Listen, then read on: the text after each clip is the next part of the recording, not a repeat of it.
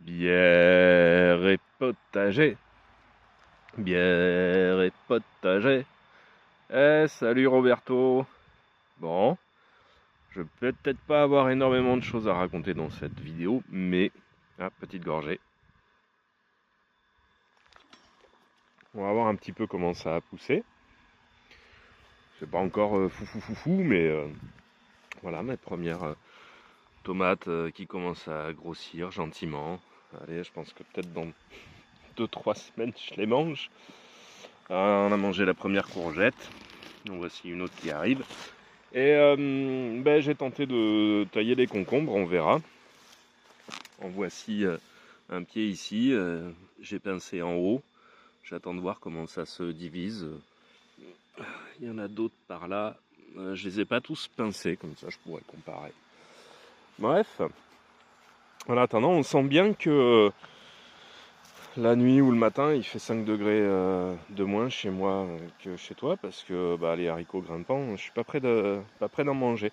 Après, j'ai été quand même sacrément emmerdé par les limaces, parce que dès que ça germait, vu qu'il a plu régulièrement, que c'était humide, c'était razzia sur les pousses. Bon, écoute, ce chou devient magnifique. Les pommes, c'est très agréable. Quoi d'autre on va pouvoir parler. Bon, ici, j'ai les patates douces qui grimpent. J'avais un trou au milieu, j'ai semé d'autres haricots grimpants, parce que je suis obligé de semer comme un malade pour espérer avoir quelque chose. Bon, ici, d'autres concombres qui étaient plus poussifs au démarrage. Et puis là, c'est la planche où il y avait de la tonte toute fraîche, du compost de toilette sèche, compost. Là, c'est des melons que j'avais semés, il me restait des graines. J'avais pas forcément anticipé de le faire, mais écoute, on verra bien. En attendant, sur la planche où il y a de la tonte dans le fond, en tout cas les tomates, ça les perturbe pas trop. Ici, ça fait son bonhomme de chemin, hein. Je suis plutôt content. Et là, là, on a ce pied de tomate qui avait germé depuis le compost, qui est aussi fort que les pieds que j'avais préparés. Donc, est-ce que je tenterai pas l'année prochaine de semer, de faire germer mes tomates juste dans le compost. Et puis voilà. Bon, bref.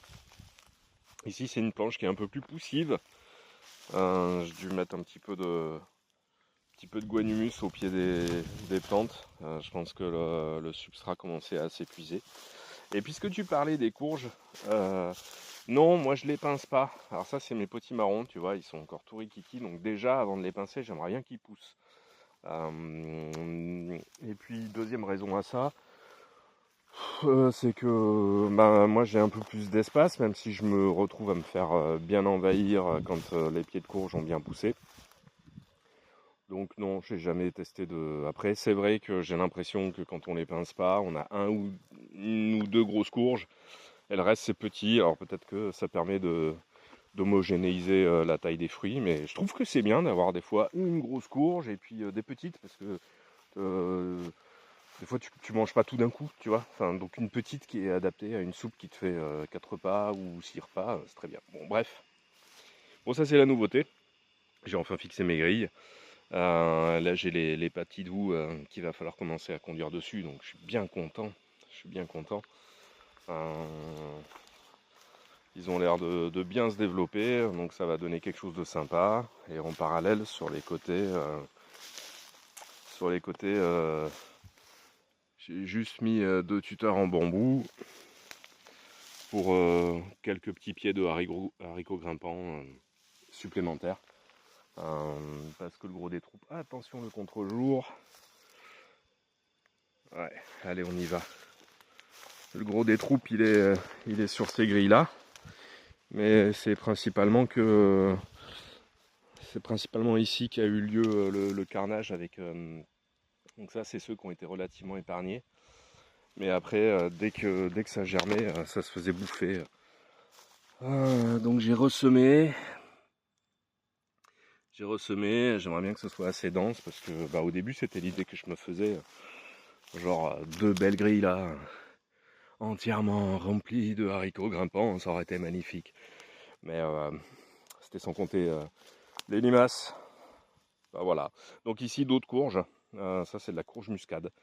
Et pour info, du coup, mais ça je pense que tu le sais, on en avait peut-être déjà parlé.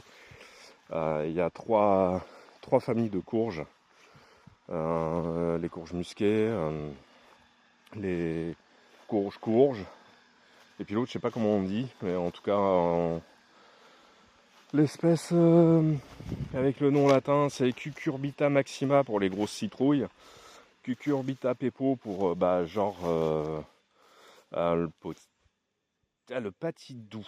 Ouais, le patidou en fait partie. Et Cucurbita moscata pour les courges musquées, comme la butternut par exemple. Et en fait, elles ne s'hybrident pas. Donc c'est pour ça que moi je fais par exemple petit marron qui est Cucurbita maxima, une Cucurbita moscata et un patidou. Comme ça, je sais qu'il n'y a pas de risque d'hybridation et que je peux récupérer les graines. Voilà, bon, allez. C'était tout, ça devait être court et ça ne l'est pas. C'est pas grave. Allez, à bientôt dans Bière et Potager.